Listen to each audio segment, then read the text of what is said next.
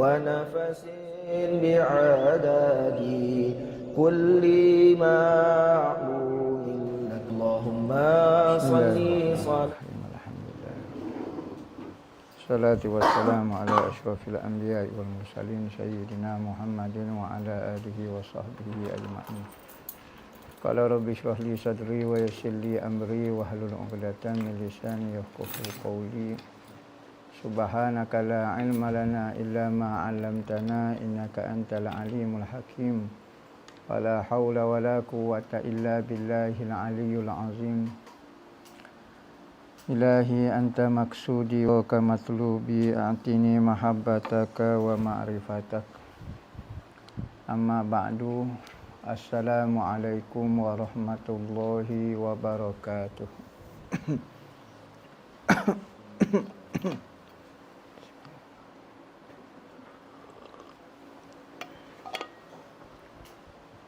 Berkata Syekh Wan Daud bin Wan Abdullah Al-Fatani dalam kitab dia Ad-Durrus Samin, sehinggalah perkataan beliau,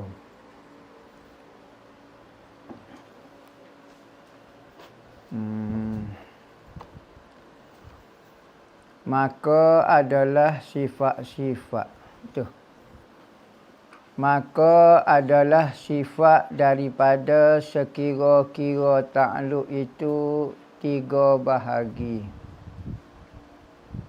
Sifat sekira-kira dari sudut. Sekira-kira ni maknanya dari sudut. Dari sudut tugasnya sifat itu ada tiga bahagian. Ingat kita sebut dah. Ada sifat-sifat, dia ada tugas dia. Seperti kudrat kuasa, dia ada tugas dia. Di samping dia duduk di zat Tuhan, dia ada tugas dia, dia nak mencipta. Dia nak. Jadi ada tu tugas masing-masing. Jadi dari sudut tugas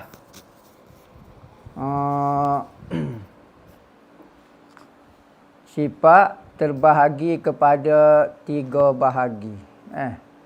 Pertamanya dipanggil takluk taksir ataupun tugas memberi kesan, iaitu kudrat dan iradat. Kita sebut dah. Ada setengah ulama menyatakan iradat takluk taksir. Ada kata takluk taksis. Takluk taksir ni apa maksud? Tugas memberi bekah kepada sesuatu. Maka kuasa Tuhan, tugas dia memberi kesan kepada makhluk. Makhluk yang tak ada jadi ada. Makhluk yang ada jadi tak ada. Itu kerjaan dia, tugasnya adalah tugas kudrat. Begitu juga iradat. Iradat ni takluk dia taksir juga. Setengah ulama kata kerana dia menentukan. Dia tak buat, hak bahagian buat kudrat. Bahagian nak buat dengan bahagian taksir buat, hak tu iradat. Berarti iradat juga memberi kesan kepada makhluk dengan memberi bekah dari sudut ia akan dicipta ataupun tidak akan dicipta. Pilihan ini akan dipilih oleh iradat Tuhan, keinginan Tuhan. Keduanya takluk inkishaf, yakni menyatakan sesuatu, iaitu sama basat ilmu. Tugas tiga sifat ni, mendengar, melihat dan pengetahuan ini, tugas dia adalah inkishaf. Apa maksud inkishaf? Yakni inkishaf ni maknanya terbuka, jelas bagi Allah Ta'ala. Apabila Tuhan ada kemampuan mendengar, maka dengar jelaslah segala suara ataupun tidak suara bagi Tuhan. Apabila Tuhan ada basar, kemampuan melihat, maka jelas bagi Tuhan sama ada benda berjising ataupun benda tak berjising. Asal saja benda tu ada, jelas bagi Tuhan. Inkisyah bagi Tuhan. Begitu juga apabila Tuhan ada ilmu, maka jelas nyata bagi Tuhan segala perkara. Perkara wajib jelas, perkara mustahil itu jelas, perkara harus itu jelas bagi Tuhan dengan pengetahuan dia. Ketiganya takluk dilalah, iaitu kalam. Takluk dilalah yakni takluk menunjukkan, yakni dengan kemampuan berkata-kata Tuhan, Tuhan tunjuk apa yang ada dalam ilmu dia, dalam pengetahuan dia. Maka dia pun berkata-katalah di dalam Al-Quran, berkata-katalah dengan Nabi dia. Maka hasil daripada Tuhan boleh berkata-kata, kita tengok sendiri perkataan Tuhan ditulis di dalam Al-Quran. Maka menunjukkan Tuhan boleh berkata-kata, dan di dalam Al-Quran menyebut Allah Ta'ala sendiri pernah berkata-kata dengan Nabi Musa, dengan Nabi Muhammad, dengan gapo. Maka tujuan kalam, tugas dia adalah nak menunjukkan apa yang ada dalam ilmu dia. Dia nak royak ke, dia nak suruh ke, dia nak larang ke, dia nak oyak gapo ke. Tu guna kalam. Sifat kemampuan berkata-kata. Keempat-belah qadirun. Oh, dia tak sebut kaunuhu, sebut qadirun. Siapa? Siapa tak? Takutlah ya. Keempat-belah qadirun.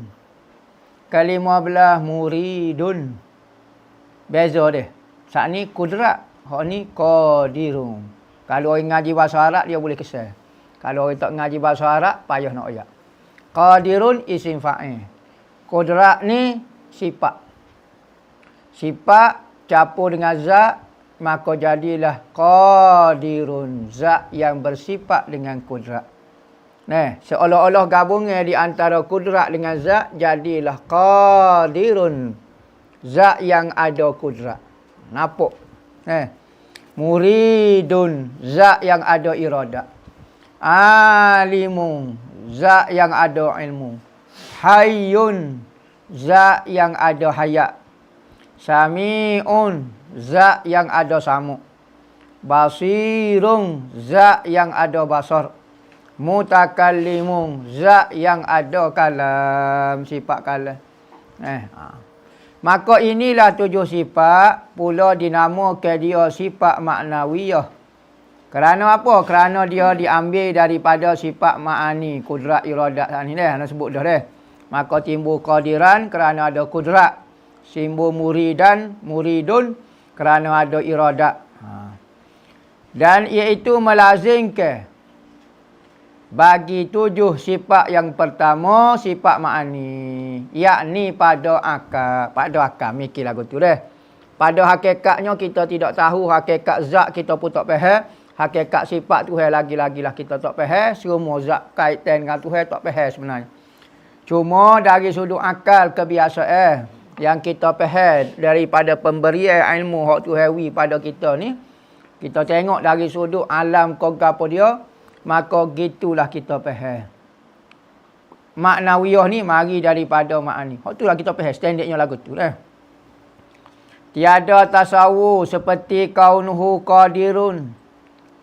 Yakni yang kuasa itu melazimkan ada kudrat itu berdiri di zat.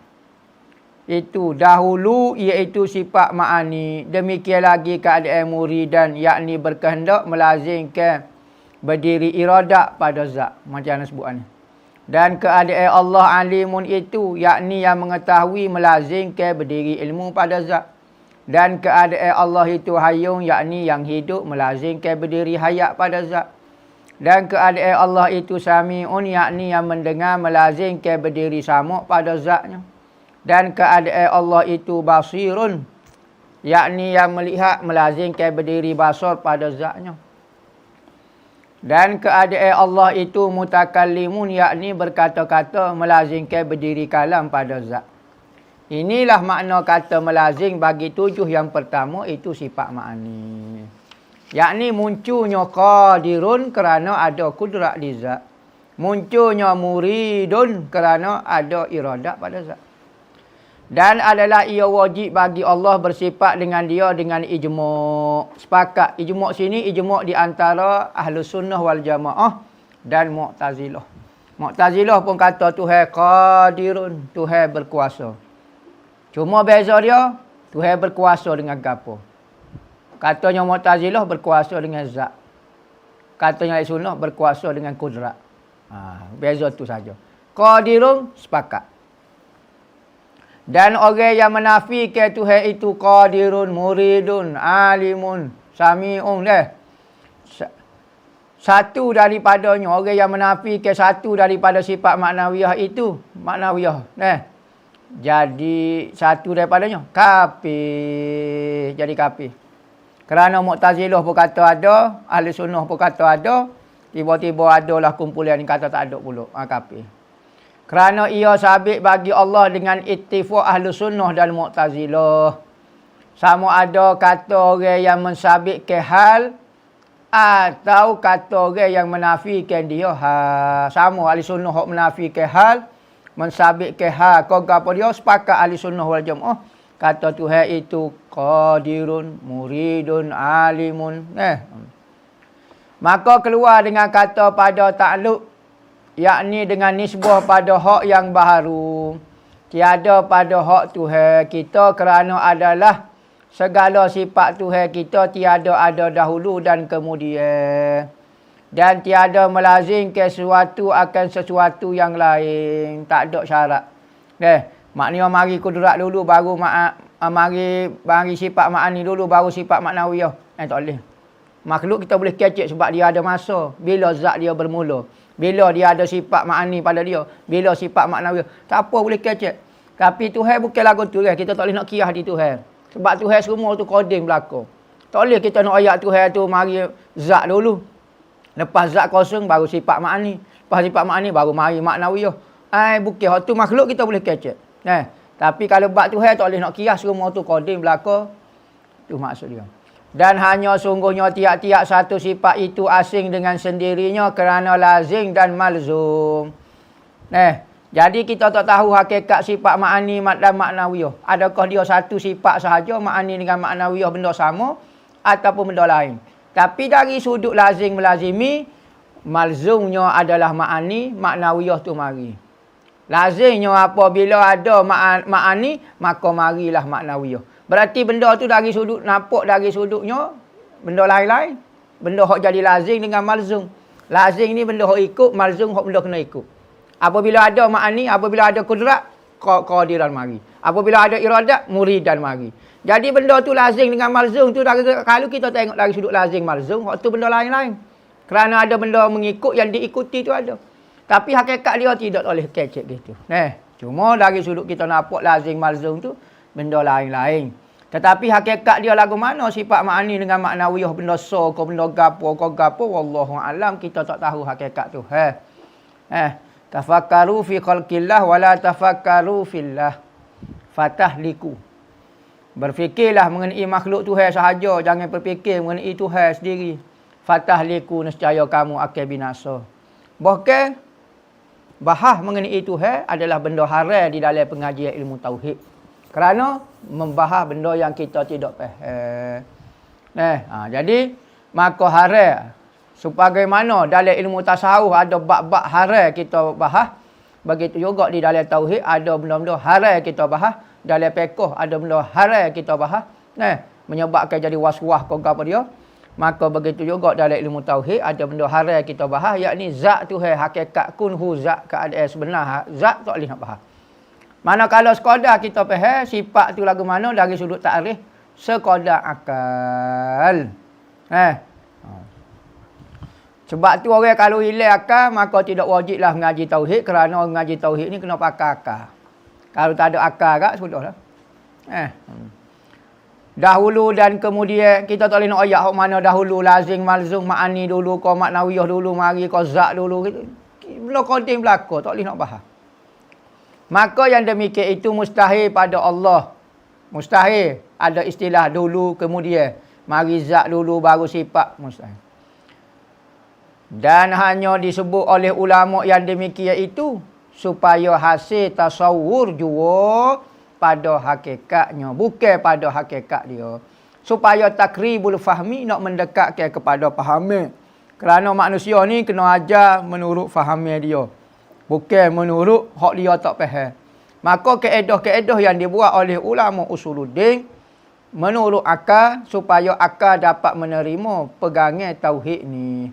Maka disusun menurut akal supaya akal mudah menghadam dia dan mudah faham dan mudah pegang.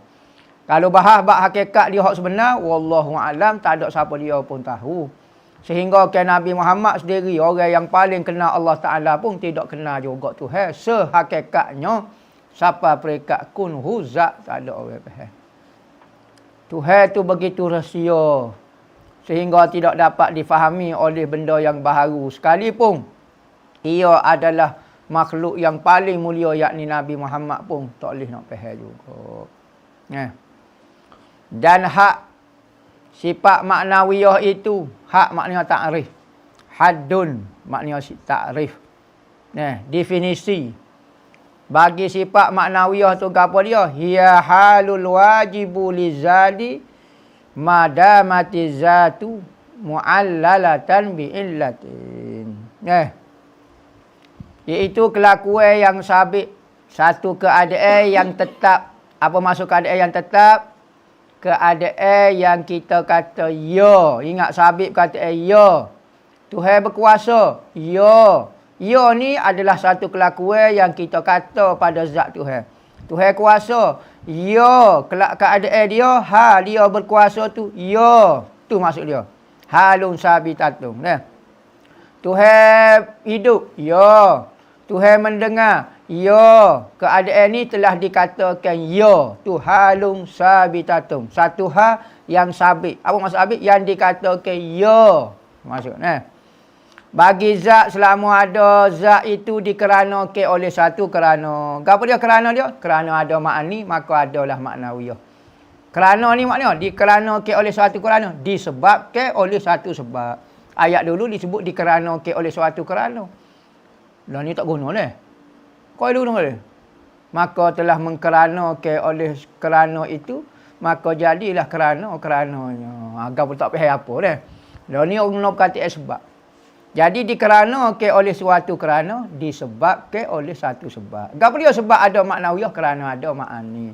Jadi sebab dia tu makni, maknawiyah tu musabab dia. Maka keluar dengan kata dikeranakan oleh suatu kerana. Disebabkan oleh satu sebab. Hal nafsiyah. Sifat nafsiyah juga hal juga. Beza apa dia? Hal di nafsiyah dengan hal di maknawiyah. Hal di maknawiyah ada sebab. Hal di makni tu hal tu keadaan dia tu ada. Serupa dengan maknawiyah. Tapi dia tak ada sebab apa-apa. Tak ada disebabkan ada sifat makni baru ada. Tu dia ada dengan sendiri-sendiri dia. Ghairu mu'allalatin bi'illatin. Tidak disebabkan oleh satu illat. Maka tiada ia dikeranakan oleh suatu kerana. Sifat wujud ni semata-mata ada di Tuhan. Bukan kerana ada sesuatu benda baru dia ada. Dah. Tapi maknawiyah ni kerana ada suatu sebab, yakni sifat makna. Makna ta'lil. Makna ta'lil itu talazum. Melazimi. Artinya melazim akan dia, akan makna yang berdiri dengan zat, iaitu makni. Melazim ke satu makna sifat makni, maka adalah maknawiyah itu. Maka qadirun itu. Kaunuhu qadiran. Di sini sebut qadirun saja. Tak sebut kata kaunuhu. Qadirun saja. Kerana makna qadirun itu melazimkan kudrat. Kerana ada qadirun, kerana ada kudrat. Muridun itu melazimkan iradat. Kerana ada iradat, marilah muridun. Alimun melazimkan ilmu. Hayyun melazimkan hayat. Sami'un melazimkan sama'. Basirun melazimkan basar. Mutakallimu melazimkan kalam. Dan sebab dinamakan maknawiyah kerana ia dibangsakan kepada makna sifat makni. Makni itu jamak, makna itu mufrad dia. Kerana bersifat dengan maknawiyah itu far'un, cawangnya. Bagi yang bersifat makni. Makni itu asalnya, maka marilah sifat maknawiyah kerana ada makni. Seolah-olah maknawiyah itu far'un daripada makni. Cawangnya. Dan lagi kerana bahawasanya sifat-sifat makni itu terlebih nyata daripada sifat maknawiyah. Apa lebih jelas sifat makni? Kerana maujud. Sifat makni itu benda ada. Kalau Tuhan buka hijab, kita akan dapat nampak kudrat tu lagu mana. Qadirun boleh nampak? Tak nampak. Kalau Tuhan buka hijab daripada kita, qadirun tak nampak, kudrat nampak. Muridun nampak? Tak nampak. Iradat nampak. Tu lebih jelas. Dan sifat-sifat maknawiyah sabit sahaja, bukan maujud. Sifat makni maujud. Sifat maknawiyah sabit. Apa dia maksud sabit? Ya sahaja. Tuhan berkuasa. Ya. Tapi dia tu benda tu ada ke tak? Tak ada. Cuma ya sahaja. Iradat pula di samping dia Tuhan ada iradat. Ada. Bukan kata ada saja. Ya, ada dah pula. Hanya inilah atas kata orang yang mensabitkan hal. Ada orang kata tak ada hal. Apabila tak ada hal, tak payah ngaji sifat maknawiyah. Cukup ngaji sifat ma'ani, hak benda ada.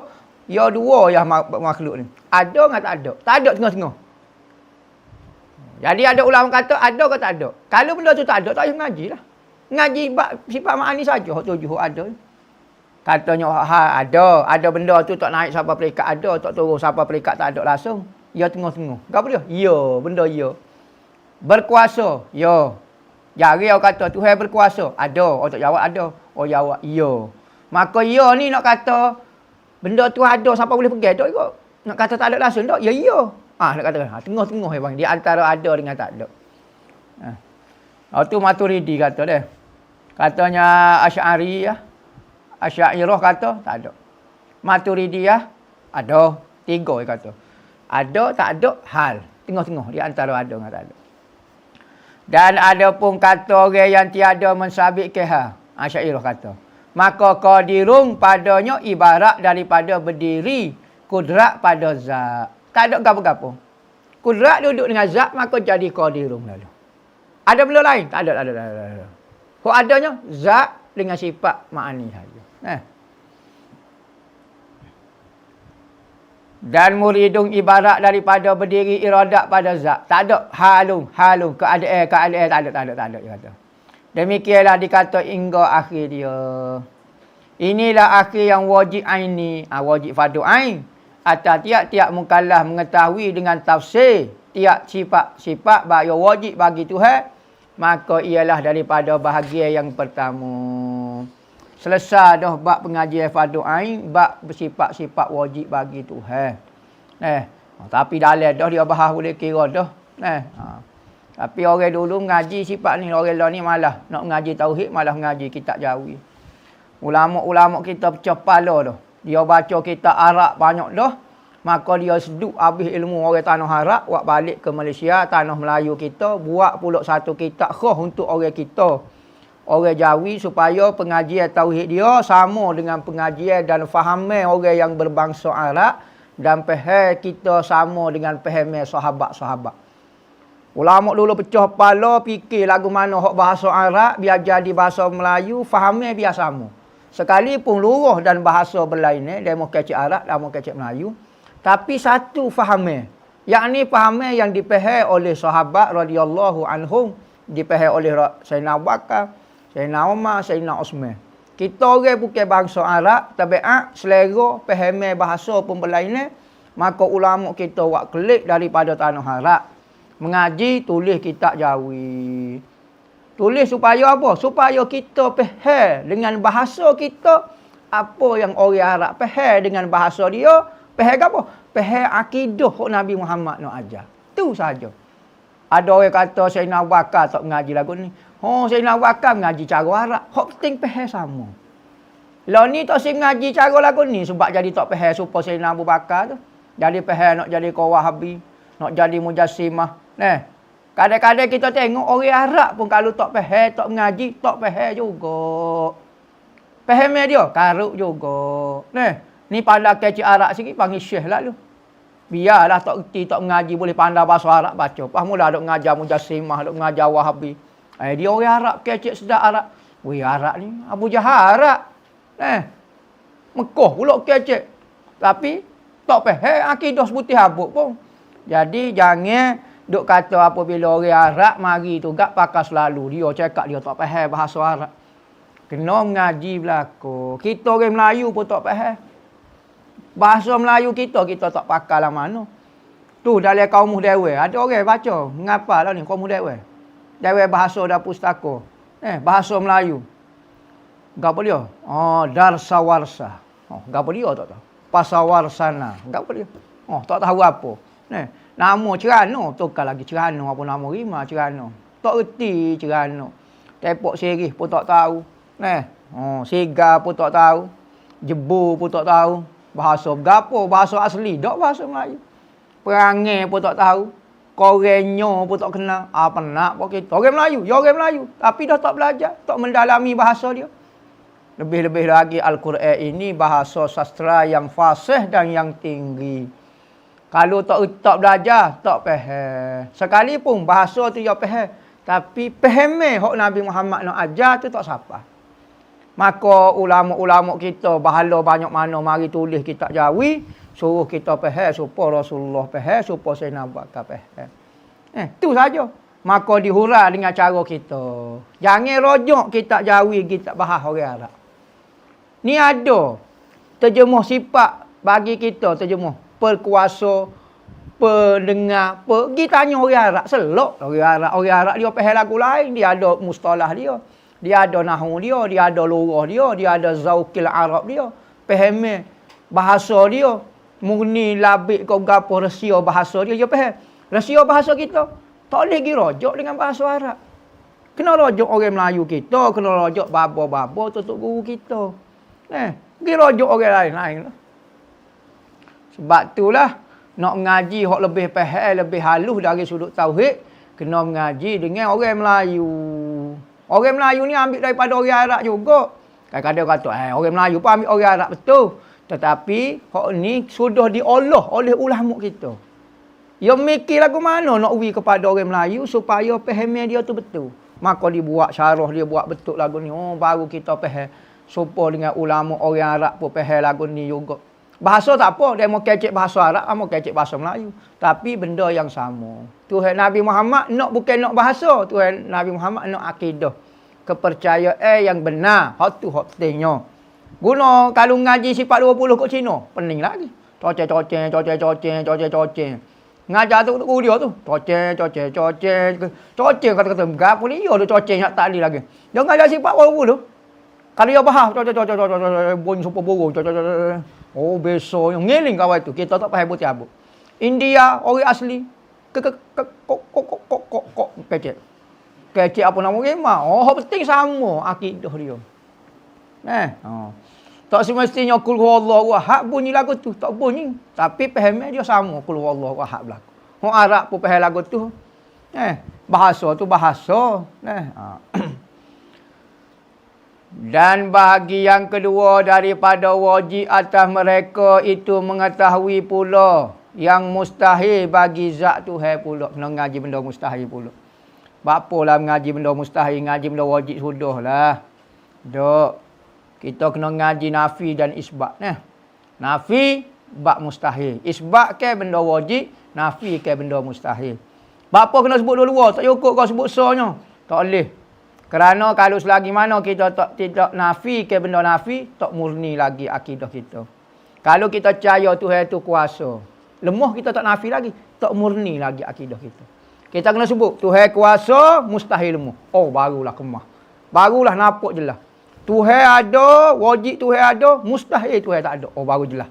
Kalau Tuhan ada, Tuhan tidak ada permulaan, Tuhan sekat tu ya. Kau alik kau tu dia mau tak nafi. Tuhan ajar dalam kalimah la ilaha illallah. La ilah nafi, illallah isbat. Ajar nafi isbat, nafi isbat ni nak memurnikan lagi akidah. Belajar daripada ilmu hak Tuhan beri.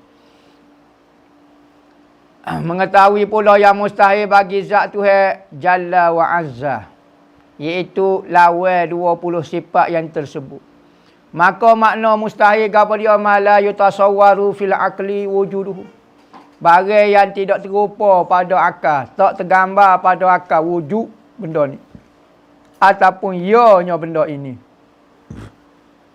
Yakni wajib kita nafi ke lawan 20 sifat yang wajib itu satu-satu atas jalan tafsir. Sebagaimana hak wajib kita ngaji tafsir soso, maka hak mustahil pun soso juga kena mengaji. Maka jika engkau kata maka wajib Allah Ta'ala bersifat dengan sifat yang dahulu, wallahu a'lam.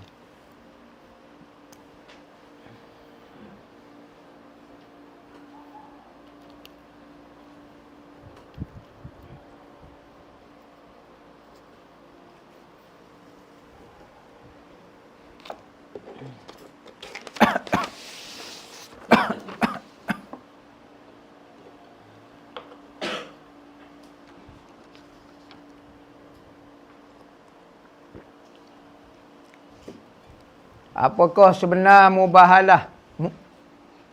Mubahalah. Dan adakah kita boleh melakukannya? Terima kasih Ustaz. Mubahalah ni asal daripada ayat Al-Quran. Ayat Quran lagu mana Nabi Muhammad cabar orang kafir. Apabila nak bandi siapa dia yang berada di dalam kebenaran. Agamamu benar ataupun agama aku betul, katanya Nabi Muhammad. Okey, mu panggil semua pok rabokmu. Adik-beradikmu, kaum kerabat kamu, aku akan panggil keluarga aku. Aku panggil ahlul bait aku panggil sahabat aku.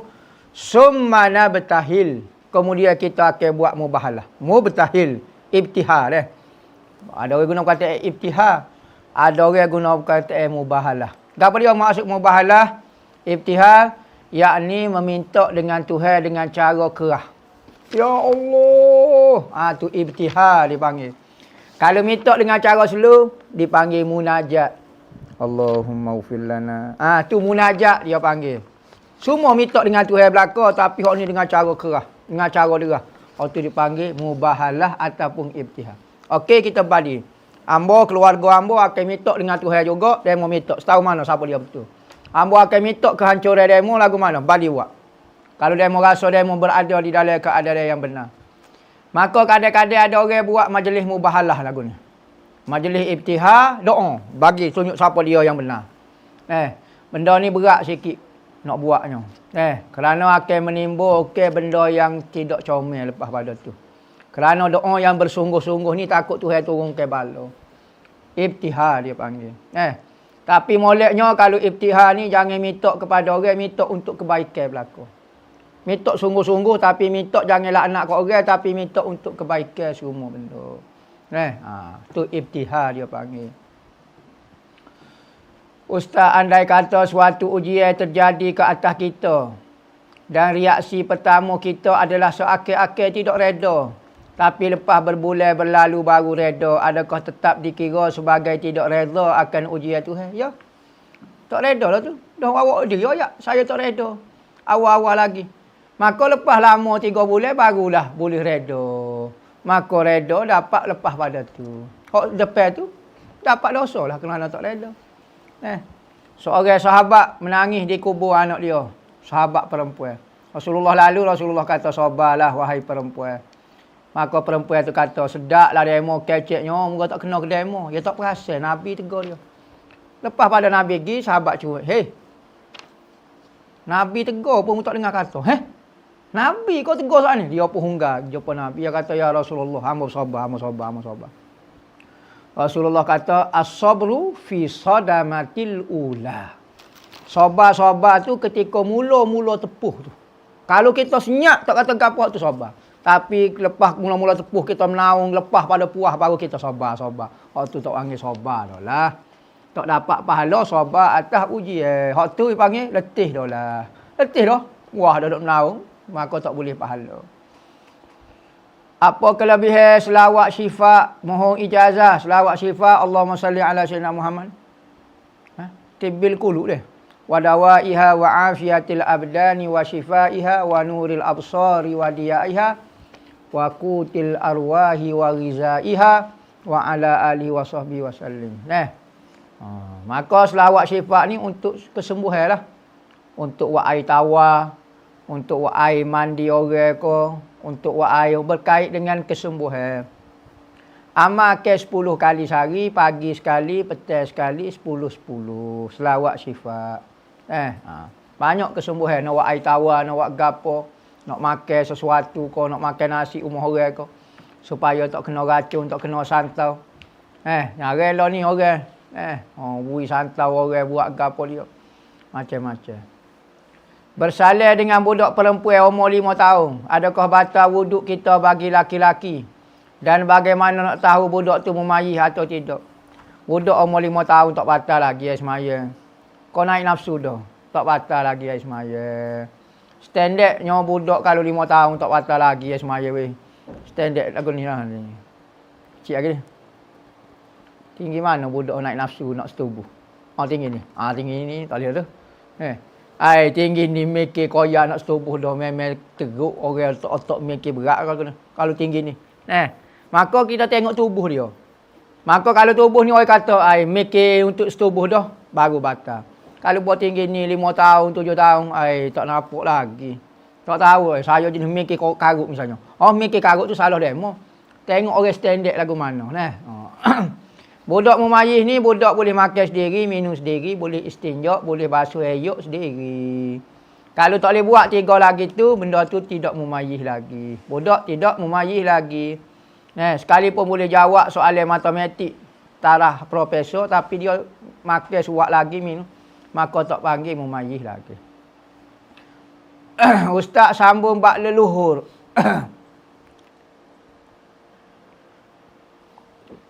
Khodai leluhur ini ada daripada golongan jin juga ke? Orang-orang tua dulu kata macam bondo, puteri-puteri, panglima-panglima yang berdamping. Biasa dari yang berketurunan bakor-bakor raja dan ahlul bait. Kalau kita nak buat khodai leluhur itu dikira, kalau kita tak buat khodai leluhur itu dikira berdosa ke tak? Terima kasih Ustaz. Lah ni gagal masalah leluhur ataupun keturunan ataupun bakor kita. Istilah dia lah. Maka gapo dia kodok leluhur ni kita lah, keturunan kita. Bakor kita. Kita bakor raja, kita leluhur raja. Kita bakor Tok Said, keturunan Tok Said, maka leluhur kita Tok Said. Maka keturunan kita ni ada di dalam diri kita. Dia panggil tabiat, kesukaan, benda yang biasa dibuat oleh keturunan kita. Raja, dia ada hobi dia. Dia ada pakaian dia. Dia ada cara hidup dia. Dia ada gini. Maka tu dipanggil leluhur dia. Tok Said, orang alim, wali, dia ada kehidupan dia. Maka tu cara kehidupan dia. Maka ada setengahnya kalaulah kita tidak beramal dengan cara hidup keturunan kita, maka kita akan menerima sakit. Kerana orang dulu dia nak jaga keturunan dia, dia bersumpah kepada keturunan dia, mana-mana keturunan hamba buat lagu ni, dia akan sakit. Dia minta dengan Tuhan, berdoa supaya kalau keluarga dia tak dengar, maka kalau keturunan dia tak dengar, maka sakit sungguh. Khamak dia, mustajab doa orang dulu. Gitu. Ada kata maksud leluhur itu lagu tu. Maka istilah orang tua dulu macam bondo. Bondo puteri-puteri ni wali-wali perempuan. Maka kita panggil bondo ataupun puteri. Tu wali-wali perempuan. Kalau hok jantan pula, dia panggil panglima. Dia panggil halo. Dia panggil gapo. Maka hok tu, hok baik pun ada, hok jahat pun ada. Jadi apabila orang tu pegang halo, ada pegang gapo, maka tak semestinya dia tu orang jahat. Kadang-kadang orang dulu orang baik, kadang-kadang orang alim, dia pegang halo untuk kegunaan masyarakat, untuk kegunaan macam-macam untuk kebaikan. Jadi tak semestinya orang pegang halo tu jahat. Ada orang baik tapi tak pegang halo, ada juga. Maka halo ni seperti pisau, ulama kata. Kita nak guna untuk kebaikan boleh, nak guna untuk kejahatan pun boleh. Ada orang guna untuk buat maksiat, untuk buat zalim kepada orang ada. Ada orang untuk tolong orang ada tolong. Maka hala ni seolah-olah satu amalan dia. Hala ni amalan yang menjelma jadi satu benda. Hala. Ya beza dengan saka. Saka ni jin. Mari kok mana tak tahu jin. Hala ni satu amalan yang dibuat oleh seseorang sehingga jadi satu benda. Maka hala ni dia akan turun. Kalau keturunan ni dia dulu pernah pegang hala, kalau dia panggil keturunan dia, maka akan mari beserta keturunan dia hala. Sebab keturunan dia pernah pegang hala. Ada setengah orang kata hala ni kenderaan kepada keturunan. Ada keturunan mari, panggil keturunan tak ada gapo dia. Sebab keturunan dia tak ada pegang gapo-gapo.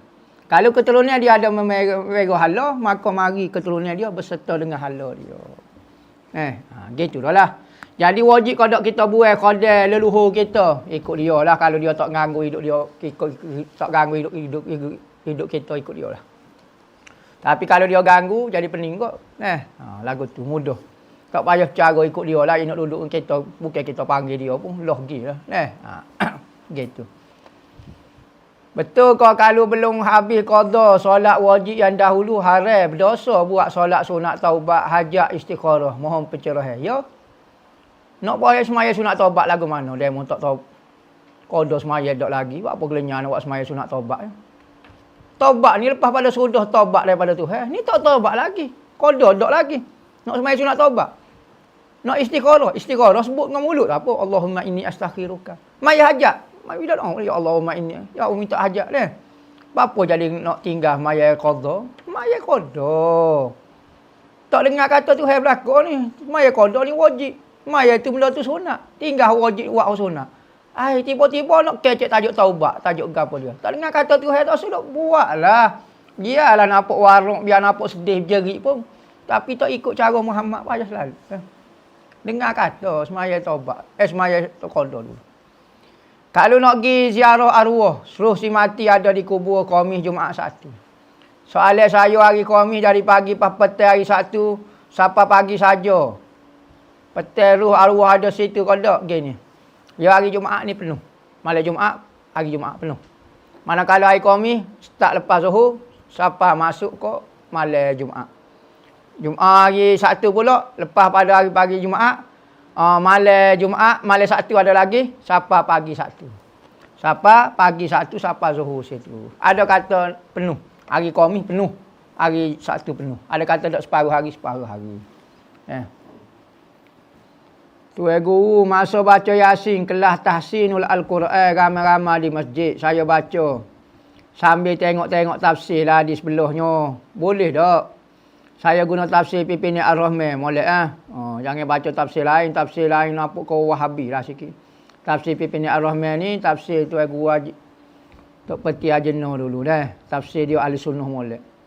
Dan jika sampai pada satu ayat contoh, nombor 32 ayat surah Al-Baqarah itulah, malaikat menjawab, Maha suci engkau.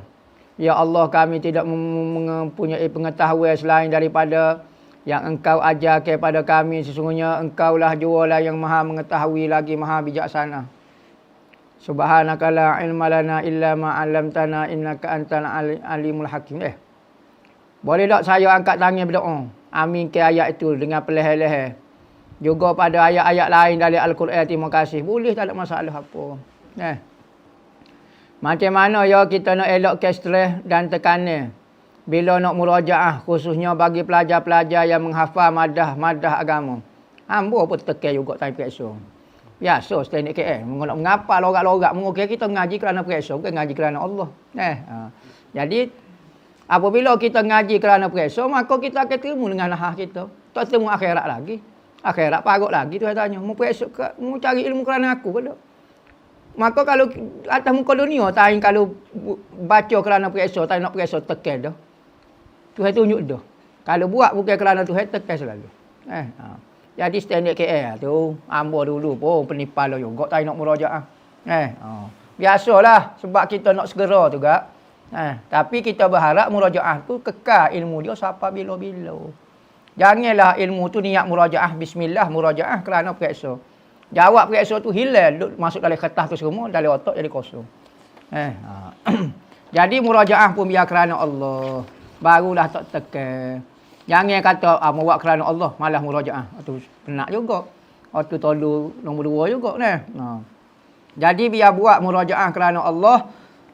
Periksa pun kerana Allah Ta'ala. Biasalah tu soal.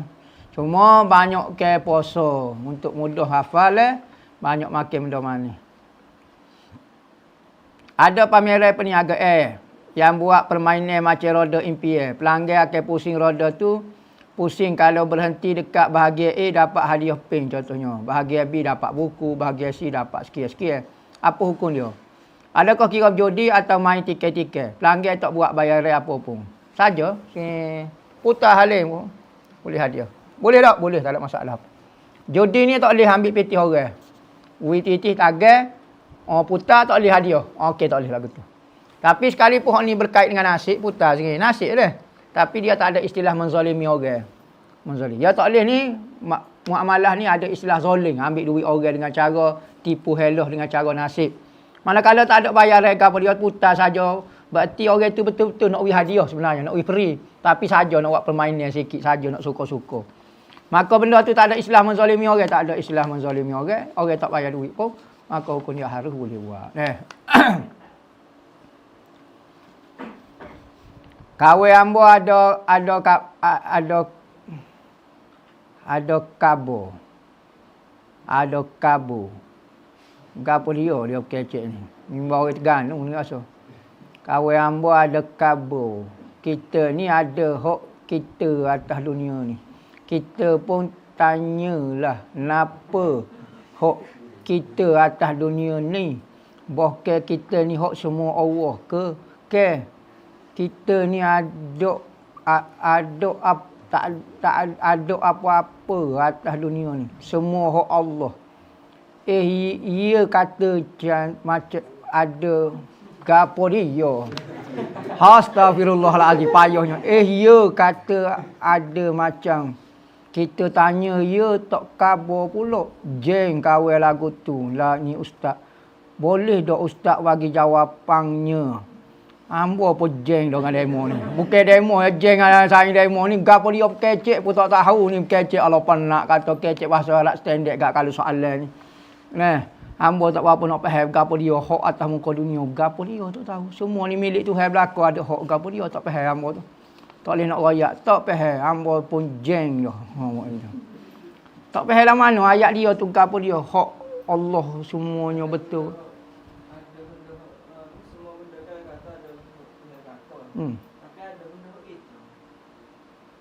Gapo dia? Semua benda hak Tuhan belaka. Saat ni kata benda hak Tuhan belaka. Lepas tu ada hak kita. Tak ada lah. Hak kita ni bodoh. Tu hak kita. Tak ada gapo dia. Jahil. Tak wujud. Hak tu hak kita.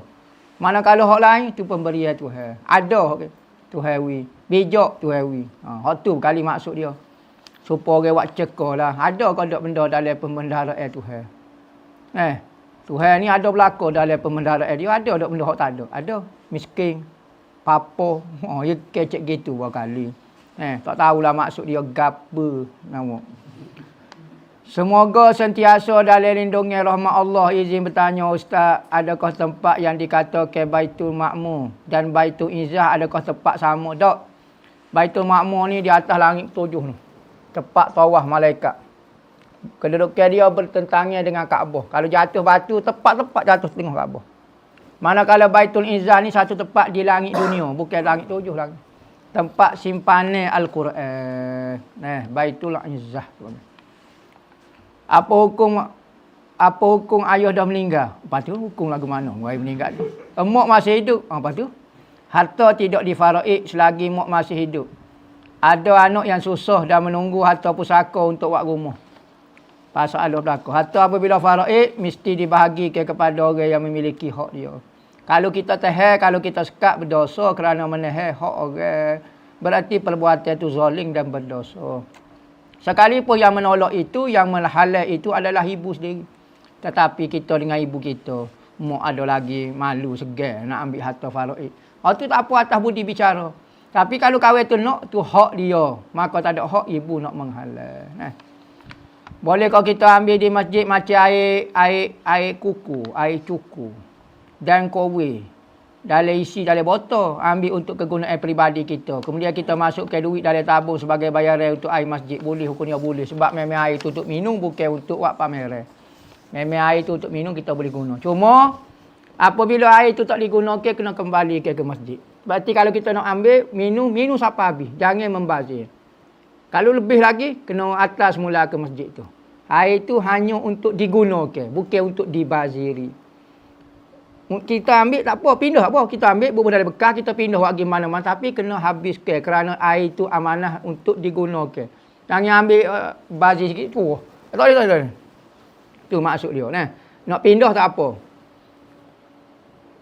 Ustaz Pulau Pinang, area baca. Area pulau tak boleh tayamum kan? Sebab laut keliling, tak ada tanah. Oh, penat je ni. Pulau Pinang ni ingat besar mana? Ingat Pulau Pinang ni. Besar Pulau Pinang ni. Luah Pulau Pinang ni. Hamba tak tahulah. Luah kodok kecil kodok. Dia kata tak boleh tayamum sebab air keliling. Tak syarat. Kalau air keliling tak boleh guna, mu tak boleh juga tayamum. Hamba tak tahu keluasan Pulau Pinang tu.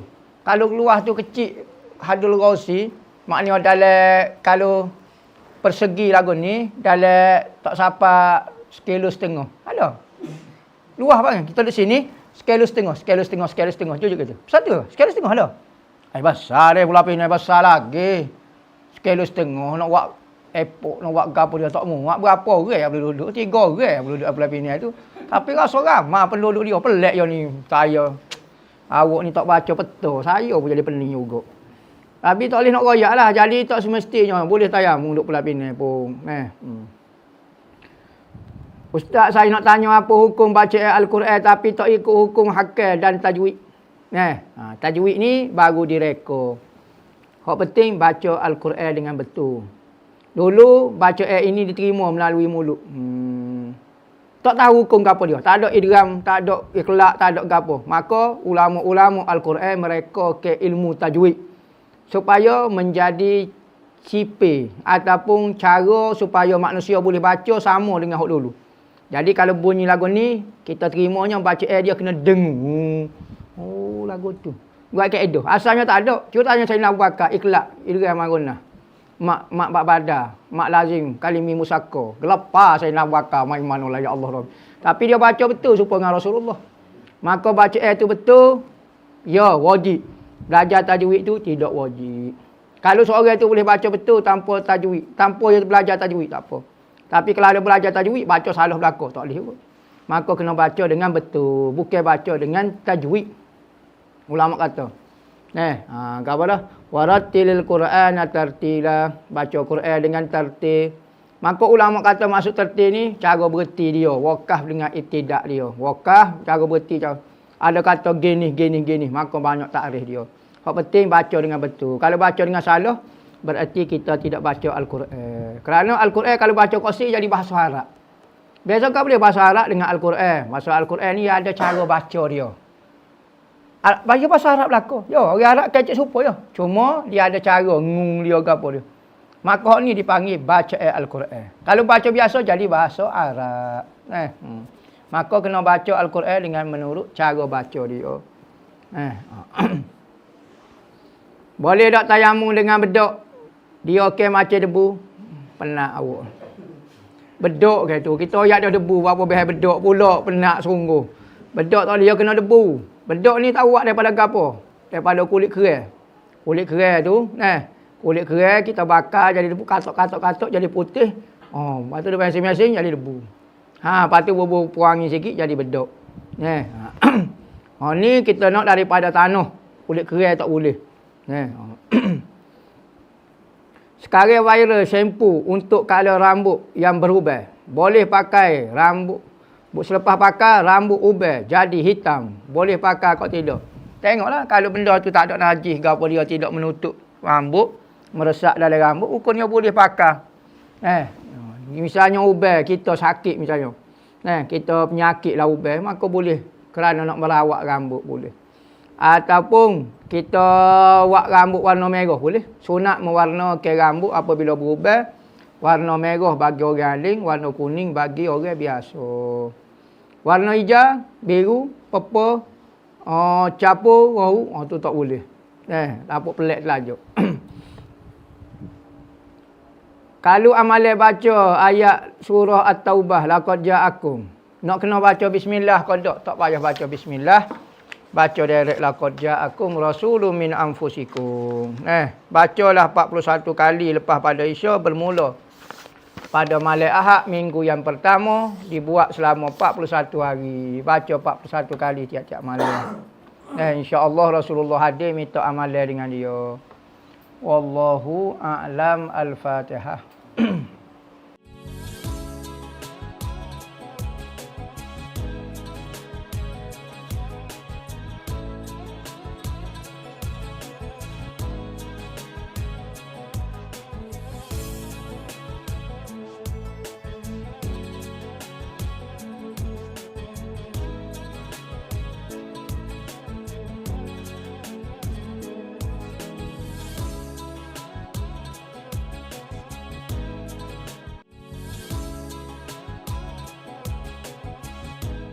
Bismillahirrahmanirrahim. Alhamdulillahirabbil alamin wassalatu wassalamu ala asyrafil anbiya'i wal mursalin sayyidina Muhammadin wa ala alihi wa sahbihi ajmain. Amma ba'du.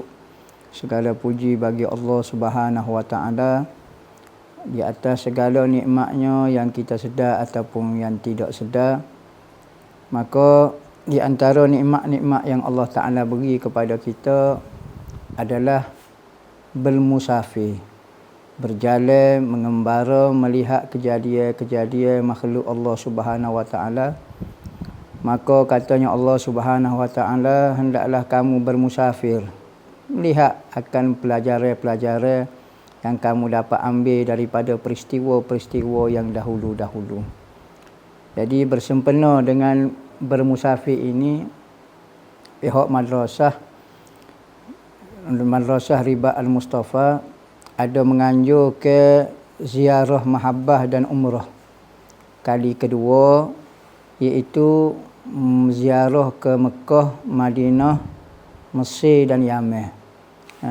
Kita akan bermusafir selama 20 hari. 20 hari yang mana kita akan pergi ke Mekah dan menjalankan ibadah umrah. Dan selepas pada tu ke Yaman dan akhir sekalinya ke Mesir.